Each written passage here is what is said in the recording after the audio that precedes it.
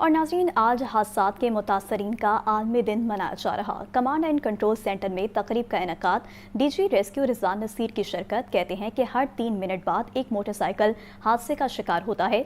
Motorcycle सवार इंतहाई by line में चलें, आगाही वोक भी की गई। मजीद हमें बताएंगे हमारे नुमाइंदे मुदस्सिर हुसैन। जी बिल्कुल, इतने लोग कत्ल गारत में हलाक नहीं होते जितने जो है वो रोड ट्रैफिक हादसात में हलाक हो जाते हैं। आज जो है वो दुनिया भर की तरह पाकिस्तान में भी जो है वो रोड ट्रैफिक हादसात में हलाक होने वालों के की याद में जो है वो दिन मनाया जा रहा है। रेस्क्यू हेडक्वार्टर में आज जो है वो इसकी गाही वाक भी जो है वो की जा रही है। इस वाले से जो डीजी रेस्क्यू हमारे साथ मौजूद हैं, हम उनसे जानने की कोशिश करते हैं। सर बताइएगा, आज आप आगाही डे मना रहे हैं, इसका क्या मकसद है और इस हवाले से बताइए। आज जितने भी हमारे जो हादसात में जिनकी अमवात होती हैं उन लोगों की याद में ये आलमी दिन है। तो इस दिन हमारे लिए ख़ास तौर पे रेस्क्यू 1122 के लिए, जहाँ पे आज बैनुल-अक़वामी मेयार की सर्विसेज हुकूमत पंजाब ने बनाई हैं, बाकी सूबों में भी बन रही है, लेकिन सबसे ज़्यादा दुख हमें तब होता है जब हर 1 मिनट पे एक ट्रैफिक हादसा हो रहा है। हर कोई सोचता है मेरे साथ नहीं होगा।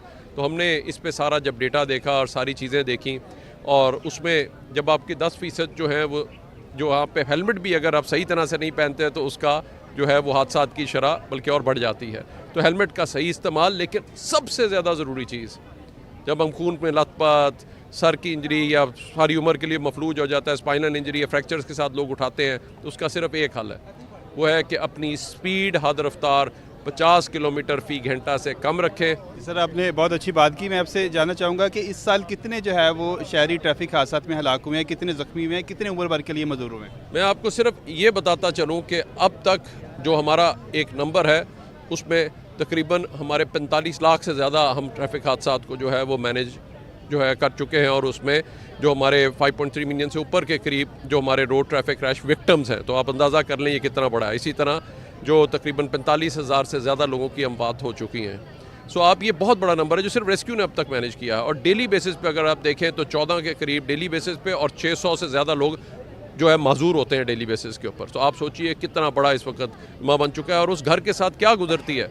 जिसका वाहिद कमाने वाला जब मजूरी में चला जाता है या चला जाता है और वो बच्चे यतीम हो जाते हैं, तो आप सोच सकते हैं उनके साथ क्या गुजरती है। बिल्कुल, DG rescue doctor Rizwan Naseer की आपने बात सुनी। उनका ये कहना था कि आज के दिन मैं शहरियों से ये अपील करता हूँ कि वो अपनी हद रफ्तार 50 से ऊपर नहीं जाएंगे और इंतहाई बाई लाइन पे चलेंगे और अपनी ज़िंदगी का ख्याल करेंगे। उन्होंने ये भी बताया कि इस साल कितनी जो हैं वो हलाकतें हुई हैं। उनका कहना है कि हमें इस चीज़ का ख्याल है और हम हर साल जो हैं वो ज़ख्मियों को उठाते हैं, लाशें उठाते हैं। तो हम ये चाहते हैं कि रमा साल और आइंदा साल ये है जो हलाकतें कम हों, ताकि उन्होंने दोबारा अपील की कि जो शहरी हैं वो इंतहाई बाई लाइन में रहें ताकि जो ट्रैफिक हादसा से बच सकें। जी ठीक है मुदस्सिर, बहुत शुक्रिया।